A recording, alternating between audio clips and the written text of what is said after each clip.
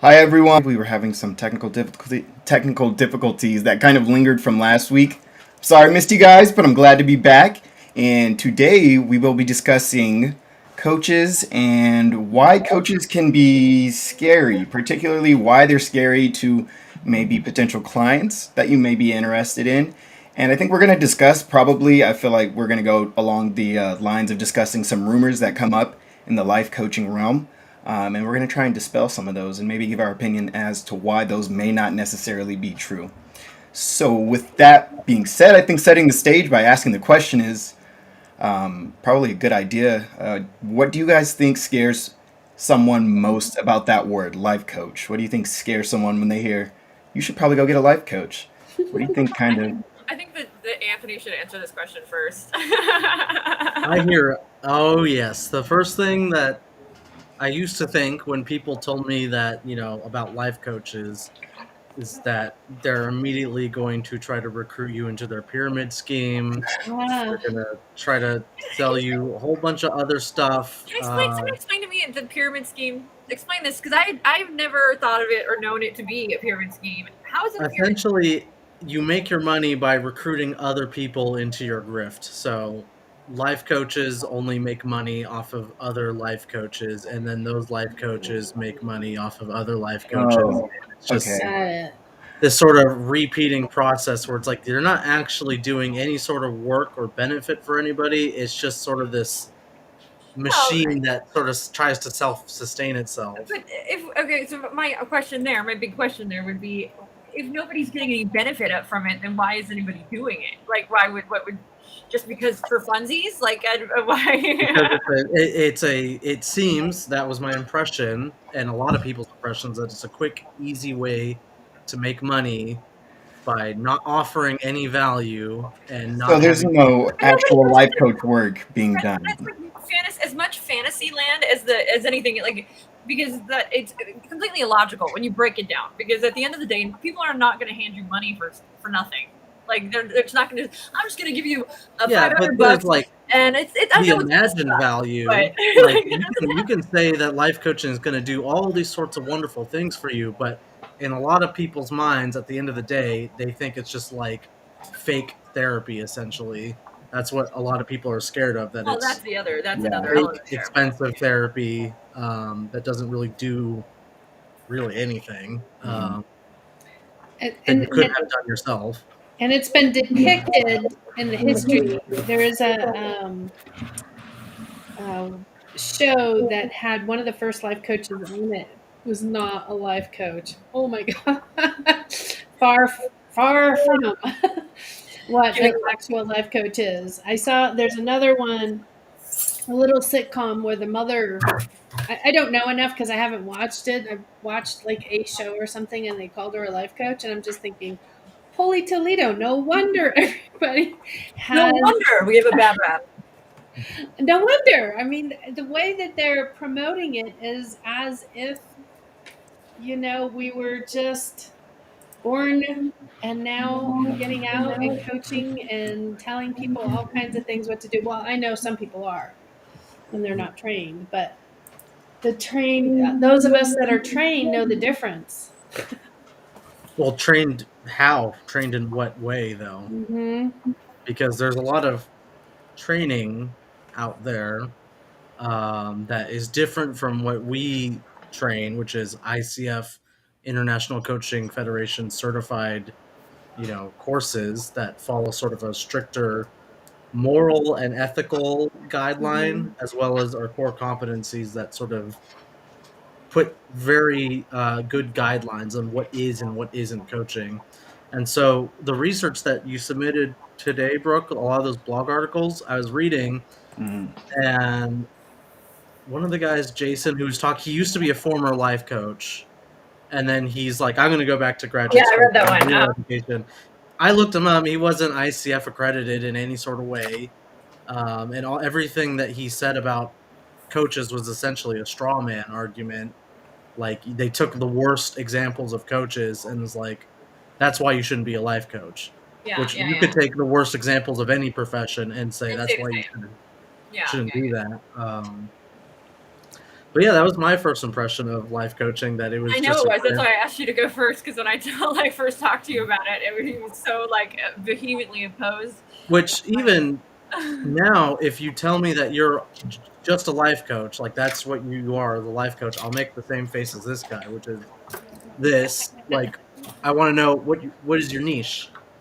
Yeah. You're not just. You shouldn't be just a life coach. You should be a relationship coach. You should be a this or that coach. Like something that's more narrowly defined and targets a certain niche, because that gives me more. Yeah. That gives me a better impression that you know what you're talking about and that you are comfortable in your profession, um, rather than this very broad term of life coach that really anybody could just call themselves without any sort of training.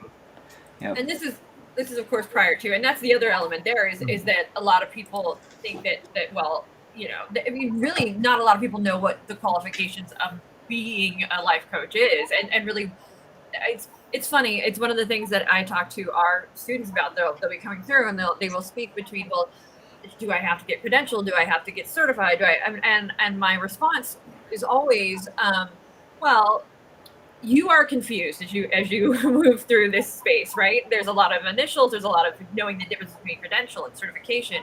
So imagine your client who is on the outside and probably equally as confused, if not more so.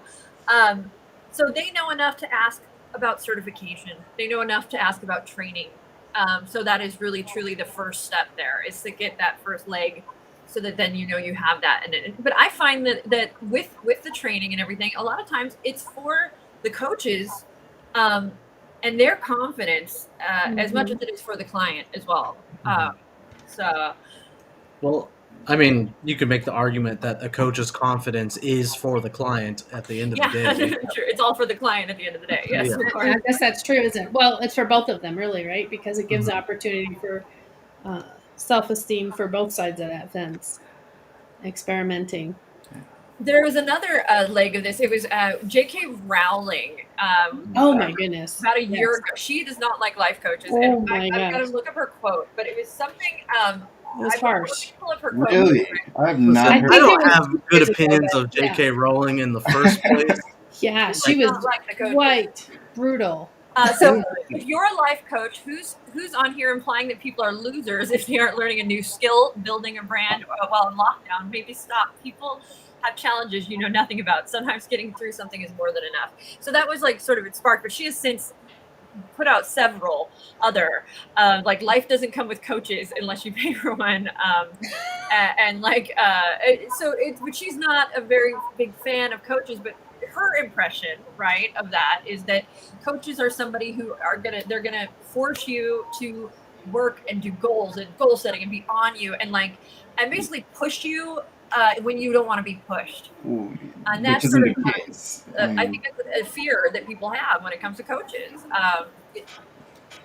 Yeah, I agree. I think there's that generalization that is at the forefront of a lot of the fear that people may kind of receive from thinking about potentially getting or even considering having a life coach, is that there is going to be someone across from them, again, pushing them, potentially doing things that they're not necessarily ready for, which is not the case. Again, and I also believe that there is something, one of the articles I read prior to someone actually hopping in and she took a 2-day training where she kind of went through. That was the Vice article. Yes. Yes, exactly. She took a 2-day training that was not a free 2-day training, and that's how she learned a lot about the life coach. I was like, that I don't know.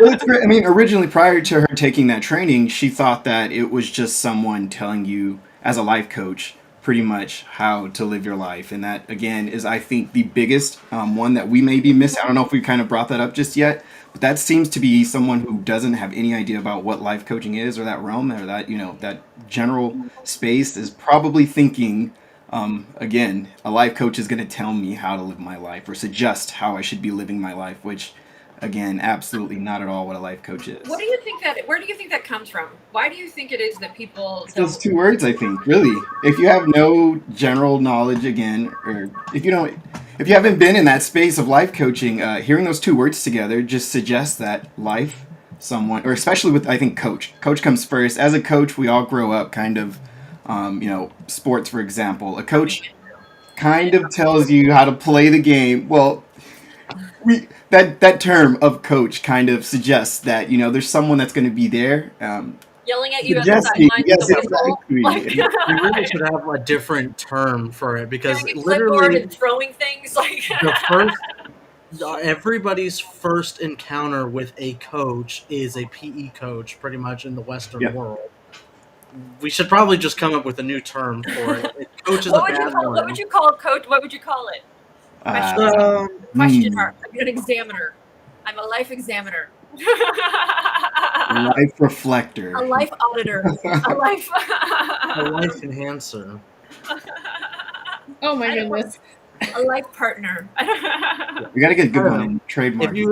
If you're watching this and you think of a better term for it, go ahead and use it in your marketing. You'll probably I don't do think really well I for don't think yourself. anybody will have any clue because I think it's a lost point. The word coach now it's a $1 billion industry. Yeah. It's not going Yeah. anywhere, unfortunately. Yeah.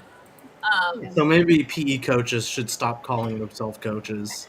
mind you, though, there are Anybody there sports it's, more, industry, it's not knock it just off. we can't just blame the PE coaches though. We can't. We Yeah. have to blame also.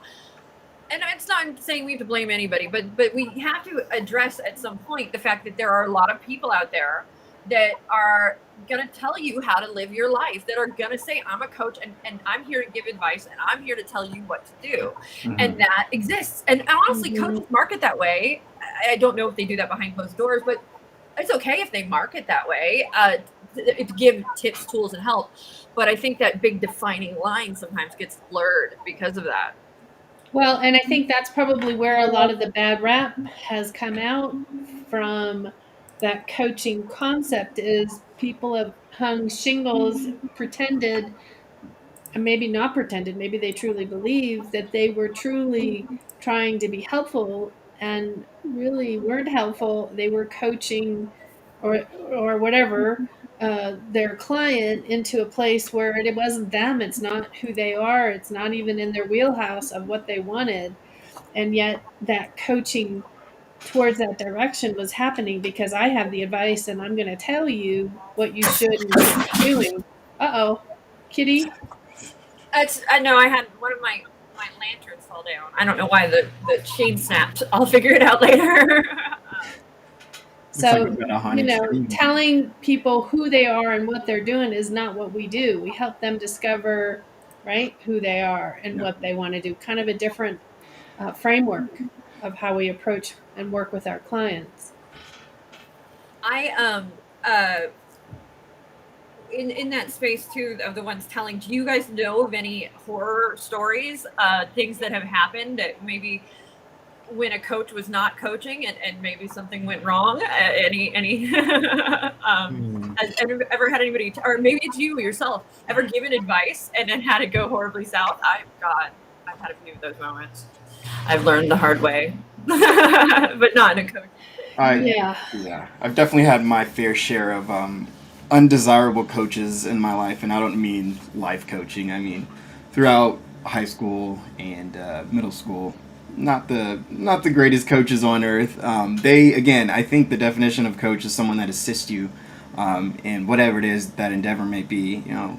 Specifically, probably I would say like I played football. So just for an example that is reasonable, and I can go ahead and bring that up, would be that coach did not assist. He kind of he gave you orders. It was more like a drill sergeant. Like, this is what you do. You go do it. You don't do it, then you're on the bench or you're off the team type deal. And that is, I think, especially for someone who's just growing up, a really bad way to kind of mold them as ideally a good player in that situation. I think also if we take coaching instead of a profession more so as a skill set that applies to people, interacting with other people, you've got like counselors, you've got, teachers, parents, any sort of mentor, your boss, employer, like a whole host of people that in life in general telling you what to do or trying to give you advice in such a way where it's just unhelpful. Like there's probably, billions of people out there who have that one person in their life who was advising or coaching them or just plain out telling them what to do, and it wasn't good for that person.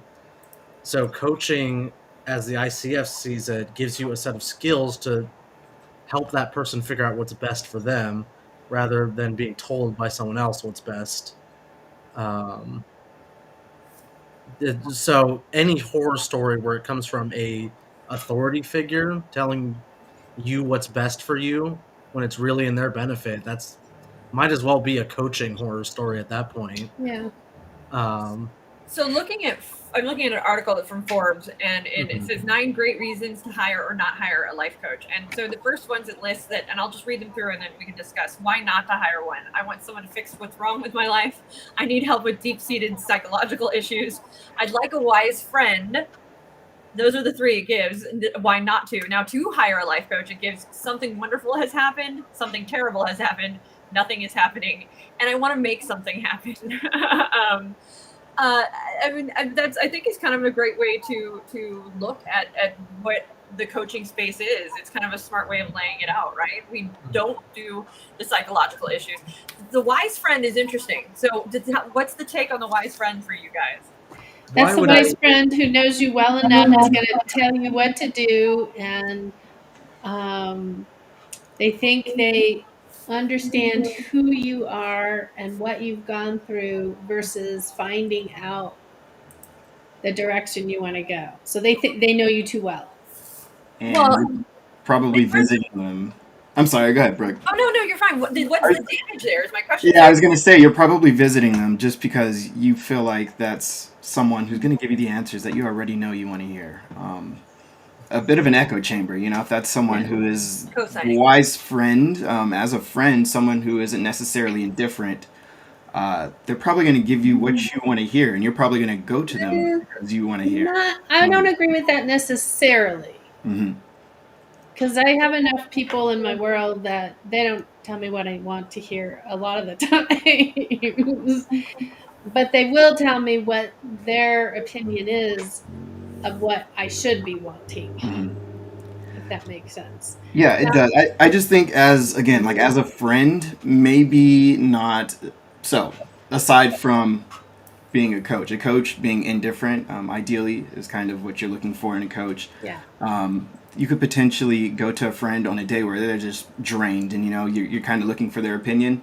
They maybe don't have time to tell you something that you may not want to hear because, again, as a friend, I feel like you kind of have a little bit of an obligation to not always give someone a right or a left hard jab. Even though I wouldn't say a life coach would do that, but they definitely give you a kind of a space to be again reflective rather than again potentially not getting at all what could be beneficial to you, and that might be advice or not advice, but a reflection or advice that isn't necessarily true to whatever scenario you may be dealing with. Yeah.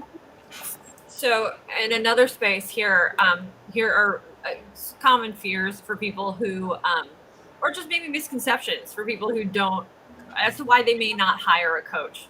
So, one is they feel like they know it all already, like they've got everything figured out. Why do I need a coach? Well, I mean, just that alone, like if you don't feel like you need a coach, then don't get a coach. Like you've already at the finish line essentially of coaching, which is not needing a coach. In my opinion, if you don't feel like you need one, then don't get one. Like it's not for you. The other one is you don't want to be held accountable. And that kind of gets that like I don't I'm not ready like for that. change. That's like I'm not ready for change space. You're just not in Yep. there, so you're not going to hire a coach because I don't want to be held accountable. I'm worried the coach will force me to do something I don't want to do. That's a big one. Nobody So can speak to that. force you to do, unless the coach has like captured you and held you at gunpoint. Is holding you hostage. Like that fear just doesn't make sense to me, that you're being forced to do something you don't want to do. And also with go on. I've watched some other coaches, shall we say, who are kind of famous, and they do exactly that. They'll have Name people, names, Lisa. No, I'm not naming names. Drop names right now. They'll have people stand up, bare their soul, and then be walked down a path of making a decision, a yes or no decision, and kind of get badgered into claiming a decision. I had an experience like that, not like to that degree, but where I was in a coaching space and it was supposed to be being coached, and it was great until the moment at the end, and it felt like I was being forced, like it felt like it was being like coerced to say and go a specific direction.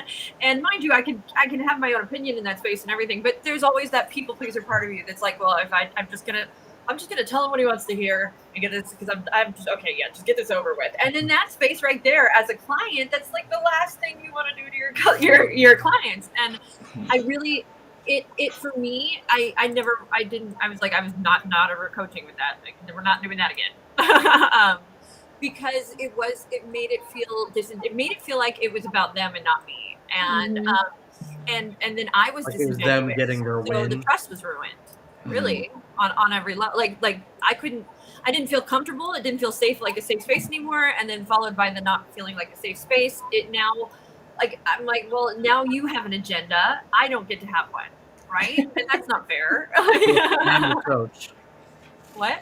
Name that coach right No, now. I'm not naming coaches. And that's that space of the coach working harder than the client, and then when that's being felt by the client, that's a really terrible space to be in. Well, it wasn't with bad intention. It wasn't going to lead me down, but it was just that moment where I was able to be me, and then now I'm not able to be me fully anymore because I have to be what you want me to be. Like, and that's why it's so critical in this space to just don't lead. Don't let, please, as somebody who's been led by a coach, don't lead it, because it makes it not nearly as powerful. It makes it entirely about them, and it really did ruin it for me. It did.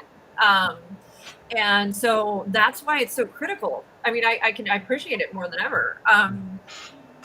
It's an interesting space as a consultant too, because in that consultant space, we are giving a lot of advice.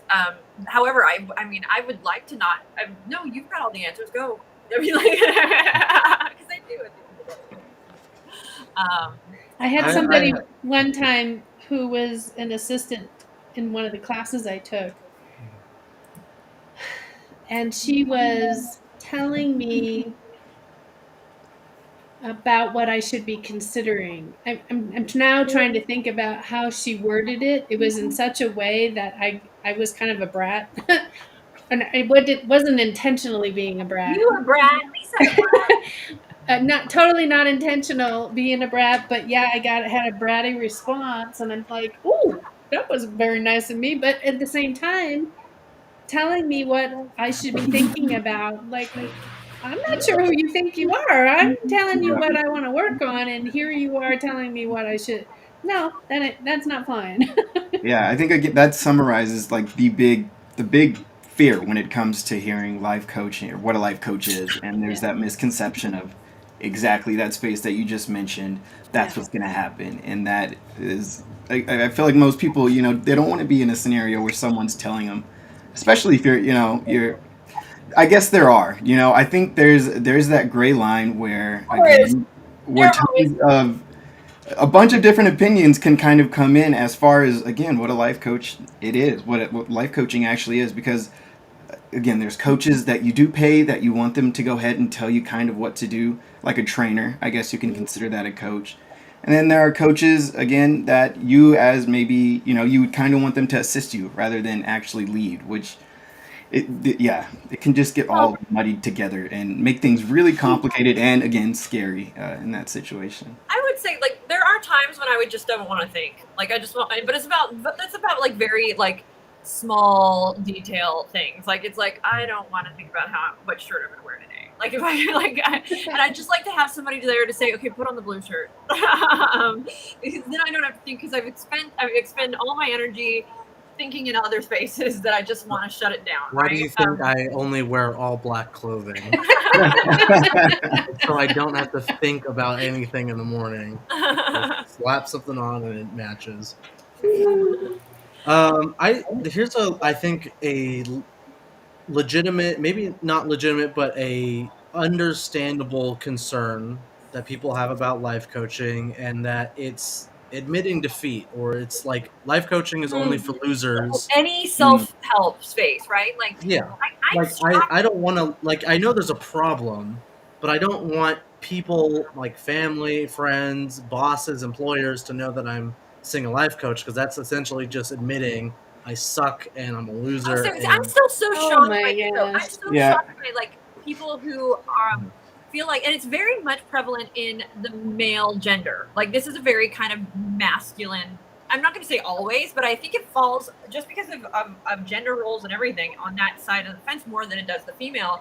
And that's that, like, it's admitting defeat. I'm asking for help. It means I'm not strong enough to handle it on my own. I've got to like do it, just bear down and go. And like, but I think never that's so admit absurd. defeat. Like, I'm still shocked when I hear about people razzing anybody else for getting any kind of self-help. Like Yeah. why would people Yeah. do that? It's Well, so not even stupid. self-help. Like, what if, for example, you work in a company that promotes life coaching? Like, they have like coaches, like, or they hire out coaches, and you screw up, and your boss is like, okay, like, we're gonna have, like, your boss or God forbid, human resources, like, okay, like, we're gonna have you sign like this verbal like thing, and then we're gonna get you with a life coach to like, or a whatever coach it is for the business. We're gonna get you with a coach to like sort of fix your behavior. Like, that feels crappy. Yeah, maybe Maybe that's Well, where some of don't that use fear life comes from too. if you're in a corporate structure. Maybe don't use life coaches as a I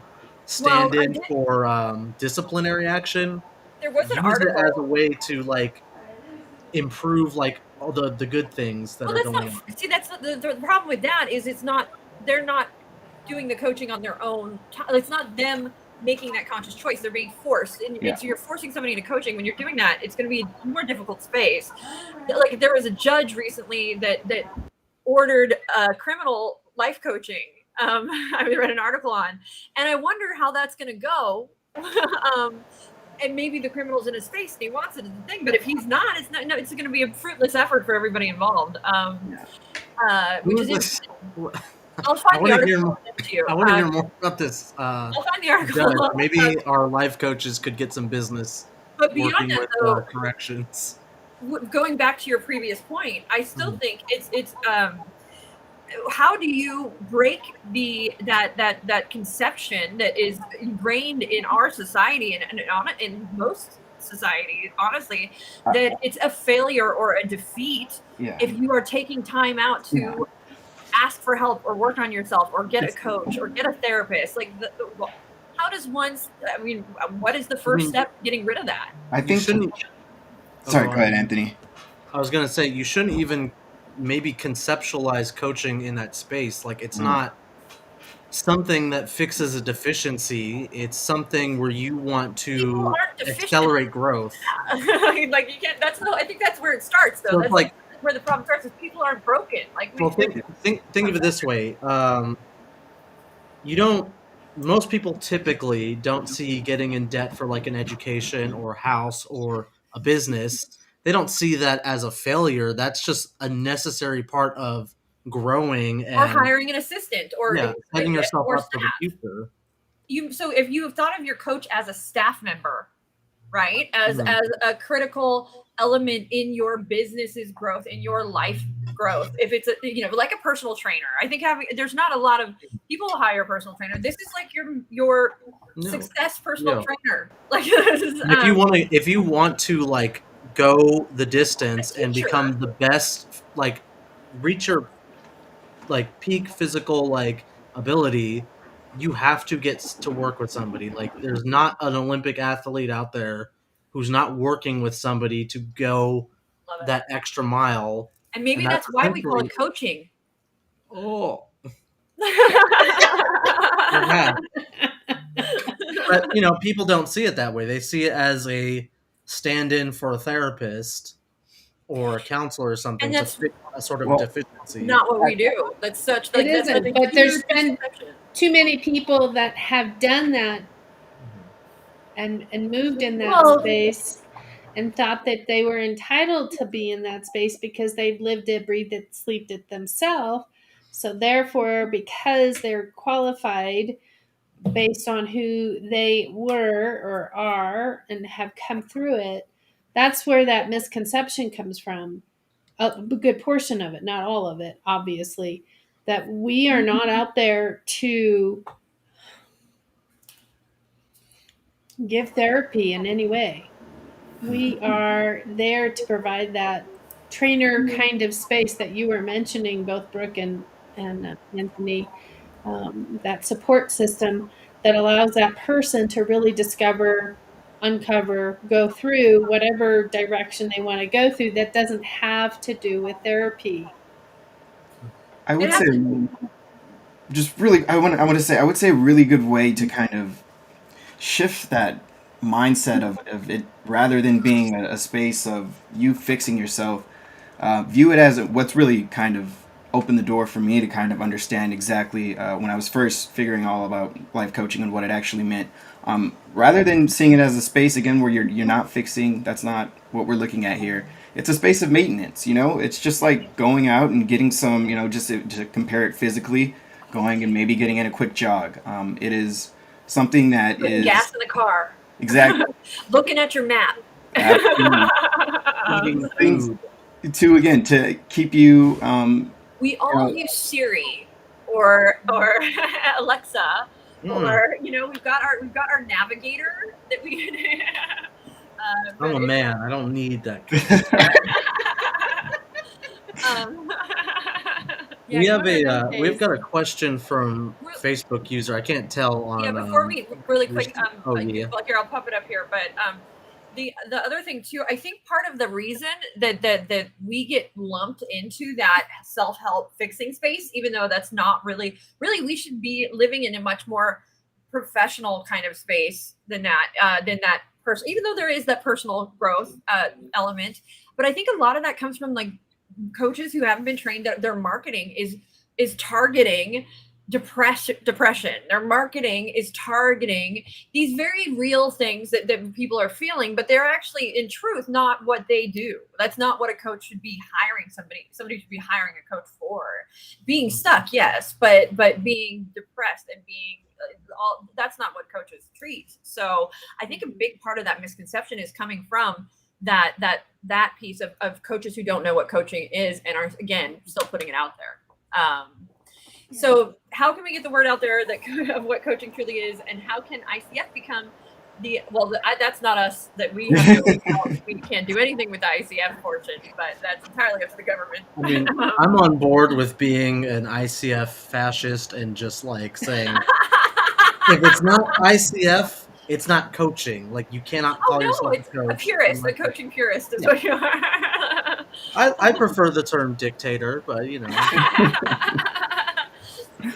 I Um, think that's one of the answer that's what we part of our reason to do these lives is to help other people in a fun way. We're trying to keep it a sense of humor and to some serious stuff. I mean, it's technical and it's kind of serious, but fun added to it, and help others understand what we're doing and how it makes a difference. And you can do that too. You can put out there, just like we are putting out there, what the difference and the transition is. So the more people become familiar and aware, they'll be more critical thinking about who they work with, but in a good way, not in a way that says, you guys are just hanging shingles, you guys don't know what you're doing, you guys, that's That's a great segue. One of the things that I'd love for us to talk about in this space is maybe not the horror of working with a coach, but maybe the horrors that a coach that deals with regard to stereotypes that are applied to coaches, like every life coach is somebody who just doesn't have a job and is looking for something to do. Like so that exists out there. What other life coach stereotypes are there out there? this close to like you're just like riding the edge of woo woo and new age quackery and Like like I'll just, do it. Yeah, that is you're like totally that is. it's just. I mean, don't get me wrong. There's a lot of coaches who also do that stuff, which if that's your thing, there's a coach for more power to everybody. I you. mean, So this is a great way of Psychology Today puts it. It's fluffy, saccharine, nonsensical hoo-ha. Is one of the stereotypes. But it's actually, as Lisa mentioned, a very technical thing. There's the exact, and it's something I explain on the phone a lot. It's a very specific thing that coaches do. It's a very specific skill set. If you're following ICS model, it is very specific thing, and so that is what you're learning. So you can put whatever you want in front of coach. What really matters is that word coach.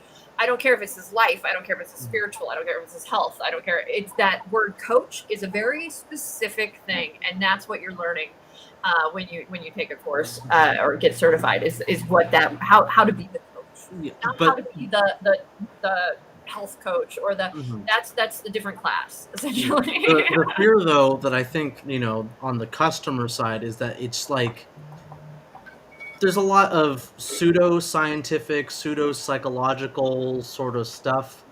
Again, this is my personal bias here. I'm not going to, put the blanket on all of CLCI, but like I personally am not a fan of NLP stuff. That sort of rubs me the wrong way a little bit. And when people say they're NLP coaches, that sort of So what's funny is I'm going through. These professionals make their clients do strange rituals, like to put them in a trance or making them walk on hot coals, which might be a little bit in that NLP space that you're speaking of, which is not the case. Nobody's putting anybody in trances. Nobody. What's an NLP coach? Well, NLP stands for neuro-linguistic programming. Yes, and would anybody else like to take that, Lisa? So it's a different way of interacting, a different way of using words. It's a form of hypnosis. It's essentially using your language in order to elicit different reactions or responses from other people. Some people have called it Jedi mind tricks. It's closely linked to like manipulation and things like that, but it's also been debunked in many ways. Yes, that's my key takeaway. Where they assert scientific claims or scientific papers that support their things, but the research shows otherwise, and it's contested. I'm not saying that it's completely false, but there's not enough evidence where I think that it's legitimate, so I just push that sort of to the more woo-woo category. Sounds like gaslighting. It's kind of so let's say this: we're all being NLP'd on some level through any marketing, through anything you're getting. This is something. It is in many ways neuromarketing. All of it's being just growing up and learning how to talk to people. We are learning what to say and how to behave in order to elicit certain reactions from people. But this is also a good example of just like all the sort of terms and technical things that people don't really know about. Like most people don't know what NLP coaching is or NLP is. And then you have people trying to explain it. And then eventually people trying to sell you on it. When you yourself, who as a prospective buyer, you don't have all of the answers in front of you. So that leads to a lot of confusion where if we're talking just strictly coaching and the skill of coaching, that's easy to understand. And that's very easy to get people on board with coaching, is that you ask questions and you're trying to get answers out of people that they already know the answers to. And you're getting them to do the work, the client, to find answers to problems and sort of achieve their own goals. Another fear, we're leaving the stereotype realm a bit here, is that there isn't anybody out there that can help me. There isn't anybody out there that I'm the right match for. There's not no coaches out there will really get me, or I don't get them. That's the great. I mean, I want to say that's a great thing about coaching. I feel like a really good way to dispel some fear around coaching is, people have asked me, what is life coaching? Those who, may not know what it is. And I'll let them know that pretty much the purpose and the goal of a life coach is to get you answers that only you can give to yourself. And you have the right answers, because no one else in the world can actually go ahead and tell you what you need, because they don't live your life. They're not in your shoes. They're not experiencing things the way that you do. And again, a coach's job is to get those answers from you that maybe you just necessarily couldn't do so yourself, which I think is, again, no one has to. A coach doesn't have to get you. They probably shouldn't at the end of the session, 100% understand you, so long as you are getting, Can some type anybody of, can anybody ever 100% understand you? yeah, No. I exactly, don't even understand me. Is that even a possibility? yeah. Um, It's not the job of a coach is to understand you. Again, their job is to ask you the right questions so that you can help better understand yourself, which again I think is beautiful. As that session. Another fear is that, well, what if I don't want to have to work too hard. Like, I don't want to, like, I want to be able to I mean, if they're going to turn me into this goal setting machine, it's all I'm going to care about. My free time and life is going to go away, and it's just, I'm going to be miserable at the end of the day. I would ask that person, what are you like even why are you like even wanting a life coach in the first place? Well, Like these are, what yeah, this is just I like, mean, if that's the fear, like what do you actually want but then? If now, you on the want other end, change, though, there is that fear does exist because people are afraid of reaching their goals. They are afraid of success in many ways. Well, and I'm not going to design you to be anything you don't want to be. I mean, I'm Mhm. not here to design you. This is up to you. How you want to proceed. If you don't want to be tied up into a bunch of goals, then let's talk about what that's going to look like as you want to play out your life. You want to achieve this. How do you build both pieces together and so that you're feeling like you're living life and not just doing life? Well, it's and if, really up to you. You know, if you want to come in and sit in the session and just twirl your hair for an hour, and that's what you. I ask you that question. That it's all you. Go for it. This is what we're doing for the next hour. if I was your coach, I'd ask you, okay, you want to be successful and happy, but you also want to be lazy. No, no, no, How no, can no. you? Bad Well, coach. this Bad is coach. hypothetical. I would ask, how would you do that? Like, how can we get you to that point where you have Today, your free time twirling my and hair also would do are it. successful?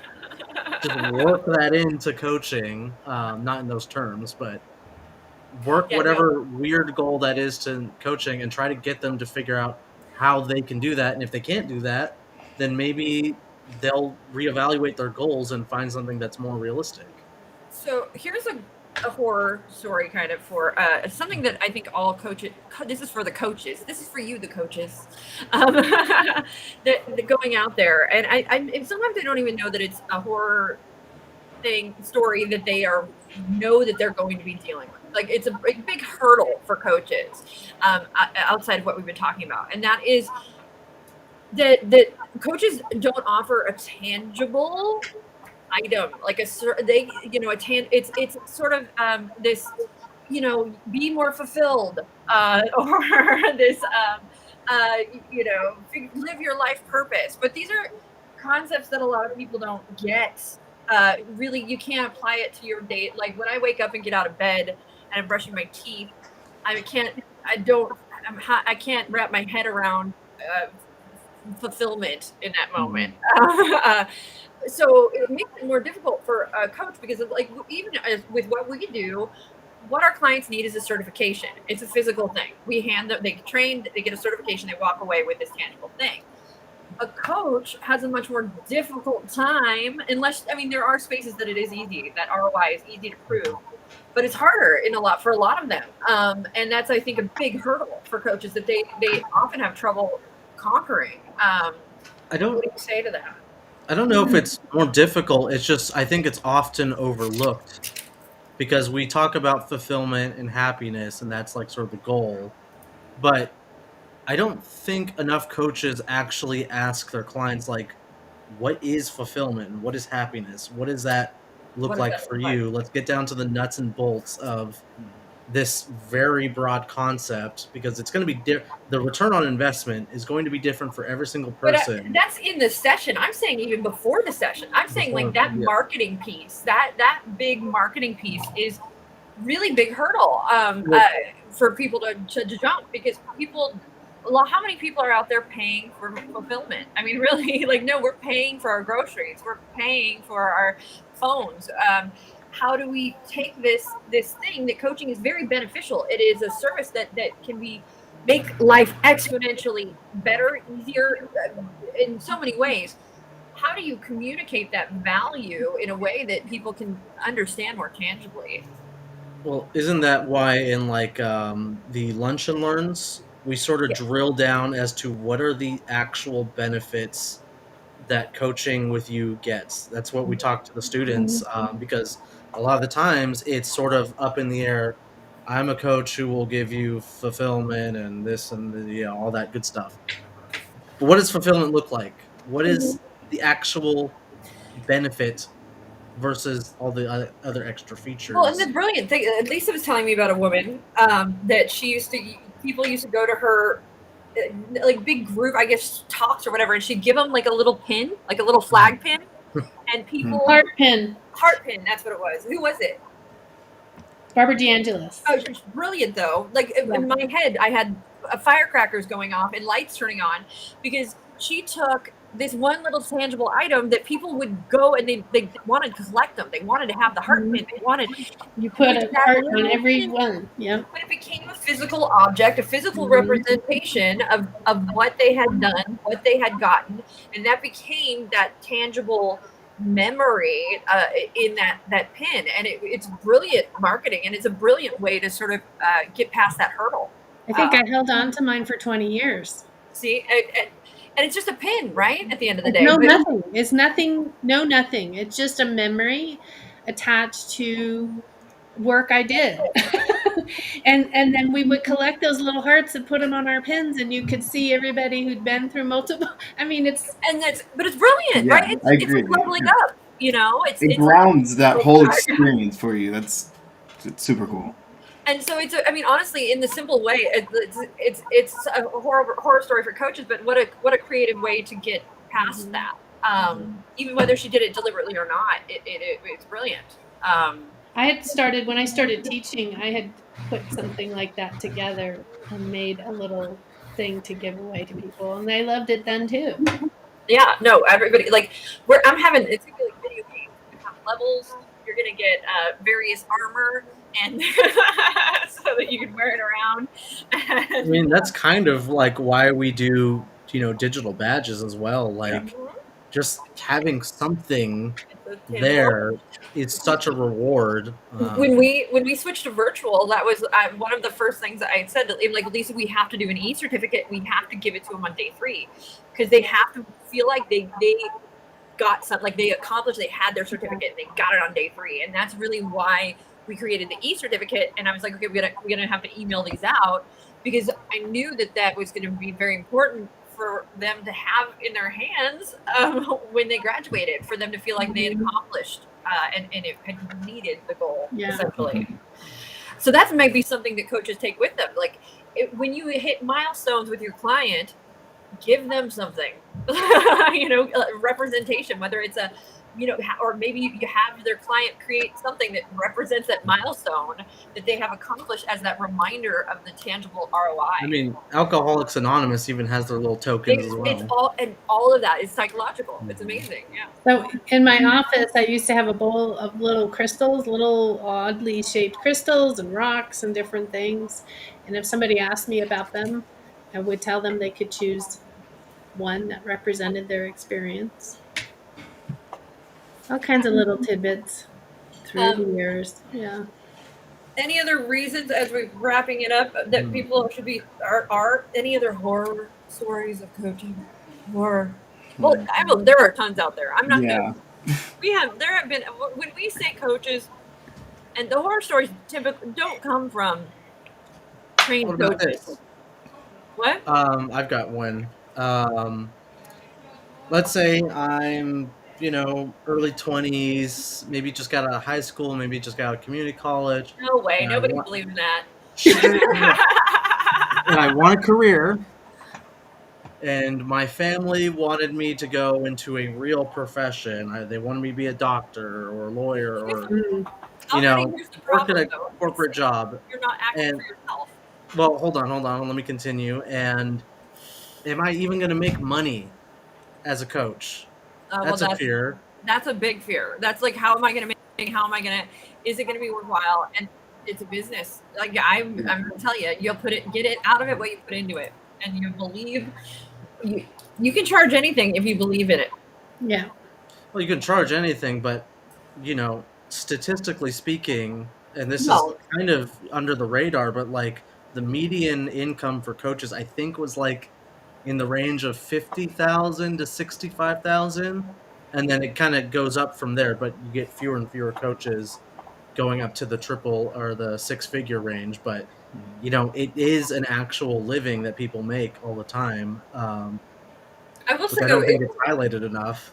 it depends too. Like again, it's a lot of people who are going out to be coaches have other jobs, they have other things, and they're doing this as a secondary source of income because it's a fantastic secondary source. Because I can still set my hours. I can say, okay, I'm going to coach this time to this time, 4 hours a week. But the thing that a lot of people aren't considering when they go into that, and they still have another job, and they still is that this is building a business most of the time. And building a business, if you talk to any business owner, it's around the clock work. And so if I have another job, the time and energy you need to put into your business is probably not going to be as present as it would be if you were focused on and you had to make it work, right? It's a difference. When you're hungry, you have to figure it out. Like you have to find food. Yeah. You have to. And so you're out there figuring out, you're hustling and figuring it out. It can be until you do. And then once you do, it's like, oh, okay, I got it. I figured it out. And now the wheels are off and life is good. But there's always that period that's very kind of,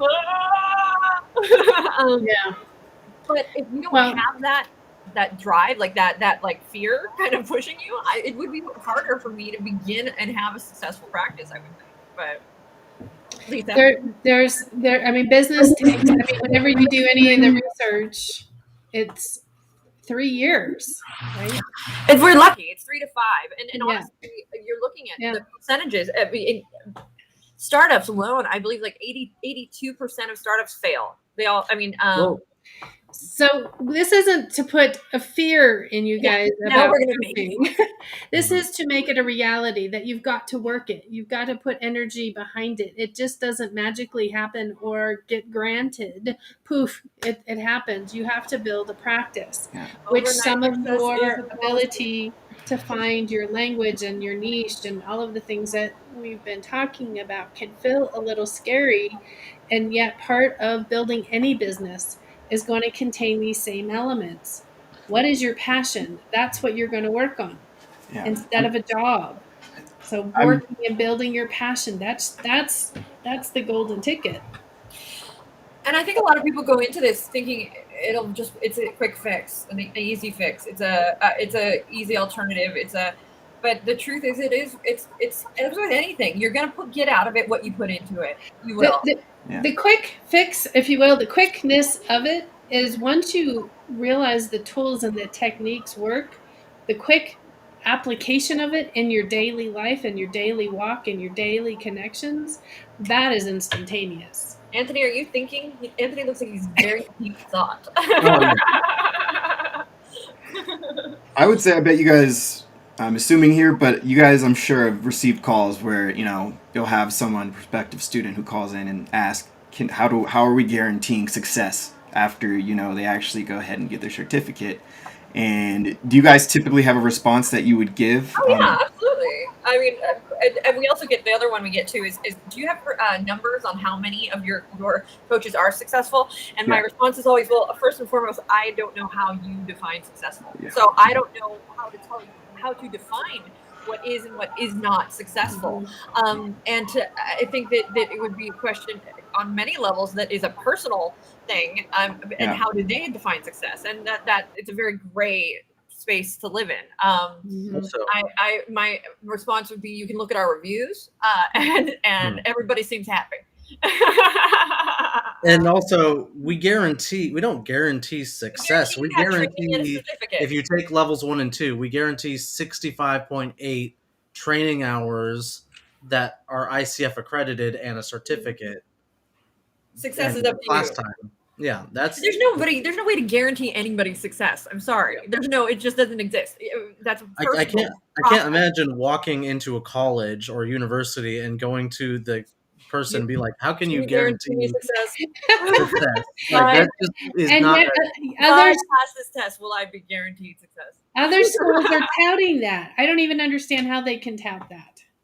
No, No, they do. it's just it's irresponsible and unethical It's a to lie. guarantee that kind of thing. It's just a lie. Now, mind you, successful. I mean, it depends on who Yeah. that is, and success is a very. There's so one of the things. The term overnight success drives me nuts because. First and foremost, it doesn't exist. It's total fallacy. It doesn't happen. There's nothing there to support it. I mean, you might have somebody that like blips up really quick and then they're gone, but that's not success to me. That's really not. That's like you had a moment and you're gone. It's not sustained. It's not. But anybody who comes out of nowhere and all of a sudden it's it's like it feels like it is. I guarantee you they have just been quietly working their butts off because if they're going to sustain it, you have to have the foundation to sustain it. And so you have to go through that and build that. Otherwise, you cannot support your success and it's going to crumble. Either that or they sold their souls to someone. Well, that's true. That happens. I was gonna say, I've done that. let's get real for a second. All of our students and alumni are successful and smart and gorgeous and they're successful in wonderful our hearts. people. Yeah, in our hearts, they're successes. They're successful. No, truly. If you're an alumni, you graduated. Yeah. Yes, you did it. You made it. You got your 3 days. You got your hours. You got there and coach. You're successful in my eyes. That's success. So again, success is relative. So Yeah, I see going through one of these classes as a successful experience. it is. It's personal, I guess. It's my personal opinion, but I just based off of kind of reading the room, seeing all of our graduates come out of class, I feel like they at the very least have gained some skills that help them become better people and live better lives. It doesn't necessarily always translate to you being a life coach, but at the end of the day, I think it's just, an experience that is successful because you're walking away with some tools that you prior to taking the class didn't have. And the classes are amazing. I mean, look at how everybody shares throughout the class and at the end. Yeah. There's no other space like it in the world. There's really not. It's a very unique space. Yeah. Anyway. No, keep going. Yeah, we're awesome. Well, I don't want to. Don't want to brag too much here. Commercial. So, but again, that was the reason. The tagline, our tagline changed a bit. Is that it's training and it's certification, it's coach training and certification for life. And that's it's for life, meaning it's not necessarily something that you will integrate into your coaching. This is training that is good for your life, period. It's good tools to learn for life, for everybody. That's the other one that we use. It's for everybody and it's for life. This isn't life coaching. This is coach training for life. You want to be a better parent? Do some life coaching. If you want to be a better religious leader, do some life coaching. If you want to be a better criminal, do some life coaching. Oh, wait. What? What was that last one, Anthony? Anthony is trying to see if we're paying attention. To make you better, whatever you decide to do. What did you say? I said also criminal. Okay, yes. Whatever you decide to do, you're going to be better at it because you learned life coaching. Yeah. Yes. True. All right, we're done. So it's been an hour. We're over time.